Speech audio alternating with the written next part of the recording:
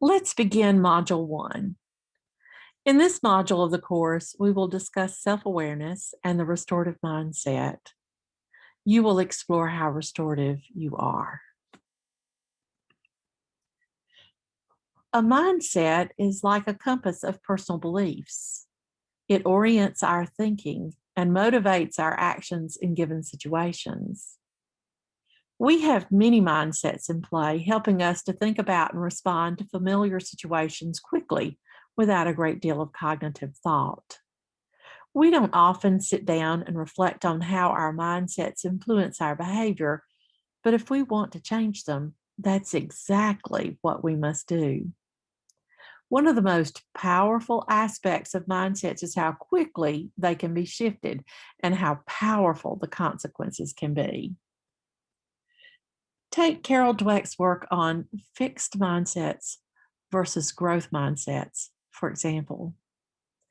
Evidence of her work can be seen in many school hallways and classrooms. It provides a consistent language used to guide student metacognition and support learning growth. As a result of Dweck's work, teachers all over the world began adding a powerful three-letter word to the end of student sentences. For example, if a student stated they were terrible at fractions or couldn't simplify them, a teacher would respond by saying, "You don't know how to simplify fractions yet," with the intention of shifting a fixed mindset to one of growth. As gimmicky as it may seem, the impact of language use on mindset cannot be underestimated. As our language shifts, so do our mindsets. And relational language is one of the pillars of restorative practice. Schools implementing a restorative approach to relationship management are seeking to develop positive relationships and reframe conflict and wrongdoing through the lens of harm done to relationships and community.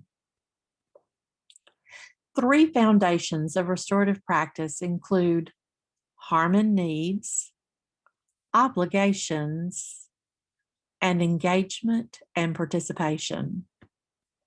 The Harm and Needs Foundation means we recognize that when things go wrong, people and relationships or the community have been harmed and have needs around that harm. The Obligations Foundation means that people are accountable for their actions and need to make things right. The Engagement and Participation Foundation means that all stakeholders involved in the wrongdoing or the incident have a right to be a part of the reparation. This approach can be a huge shift for schools, particularly those operating in a traditional, more punitive framework. If our mindset influences our cognition and reactions, what is the impact of an educator's discipline mindset? How about the mindset they apply to their role as a teacher? Let's explore a common challenge in classrooms through the lens of a restorative and non-restorative mindset. Meet Luke. Luke is a student who typically finds math concepts difficult to grasp. He often employs various avoidance strategies to escape feeling shameful about his lack of understanding. He usually distracts others, is non-compliant, and sometimes expresses his shame as anger, which is often directed at the teacher in the form of abusive language. A teacher with a non-restorative mindset will take objection to the behavior, considering Luke to be a disrespectful student who often causes trouble. This teacher may enforce a strict zero tolerance policy and eject Luke from the classroom, referring him to the office for an administrator to deal with. A teacher with a restorative mindset, having identified Luke's difficulties in math over the course of their developing relationship, realizes this display of poor behavior is Luke's mismanagement of feelings of shame. This teacher would approach Luke discreetly without drawing attention and begin to converse with Luke respectfully at his level.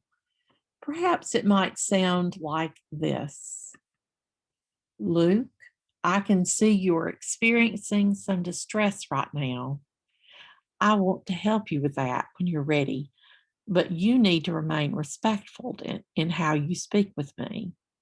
Is that something you can do? This approach begins a restorative conversation in which the teacher works with Luke as opposed to doing something to Luke. Working with someone is a basic premise of restorative practice. The difference in approaches to the situation was largely influenced by the mindset of the teacher regarding student behavior and motivation. Let's explore a restorative mindset. It can perhaps be best understood by comparison to a non-restorative mindset. The two mindsets differ on what is most important or what matters most. With a restorative mindset, people and relationships matter. Rules and unconditional respect matter most in a non-restorative mindset. The nature of relationships is viewed differently, with those with a restorative mindset striving to connect and relate to others from a place of mutual respect. In contrast, those with a non-restorative mindset relate to others through a role such as teacher or student. An individual's capacity to change is another area in which the two mindsets differ. The restorative mindset recognizes that everyone is innately good and capable of change, whereas the non-restorative mindset believes some people are innately bad and cannot change their behavior. The approach to decision making is also different. Collaboration is valued in a restorative mindset, and the autocratic approach is employed in a non-restorative mindset. In terms of the school climate, a restorative teacher believes the feelings of students are fundamental to school climate and personal well-being. The non-restorative person feels programs and school structures are the fundamental elements. There are also differences to the approach to misbehavior. A focus on harm caused to all is restorative. A focus on laying blame is non-restorative.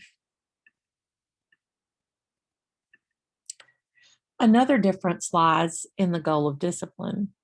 One who is restorative acts on the feeling that personal accountability and responsibility for actions is important. Punishing those that are to blame is considered important to one who has a non-restorative mindset.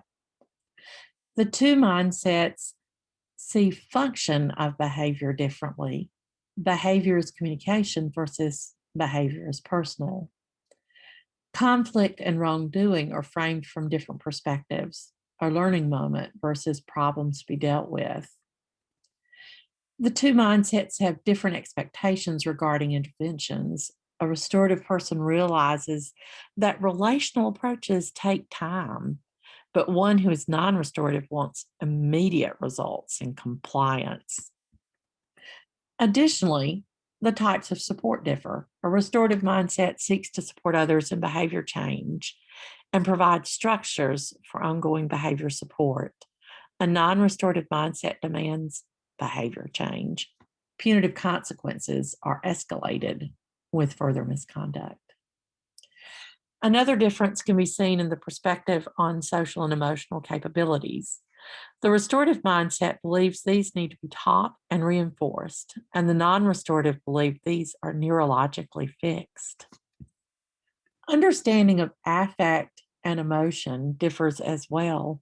A person who is restorative recognizes the impact of affect and emotion on human interaction and uses affective statements and affective questions to effectively communicate. The lack of understanding of affect and emotion leads the non-restorative person to communicate in ways that are received as being judgmental and insensitive to another's needs. A copy of the document comparing the two mindsets can be downloaded from the bit.ly link shown on your screen. You may want to stop the recording now to retrieve it, then return to continue with this module. So, how restorative are you? The activity provided here allows you to explore that question. Make a copy of the activity worksheet at the bit.ly link shown on your screen. Rate yourself on each of the 15 questions. Look through your results and use them to identify where you could further strengthen your communication skills and restorative approach. Stop this recording to complete the activity. When you are finished, return to continue with this module.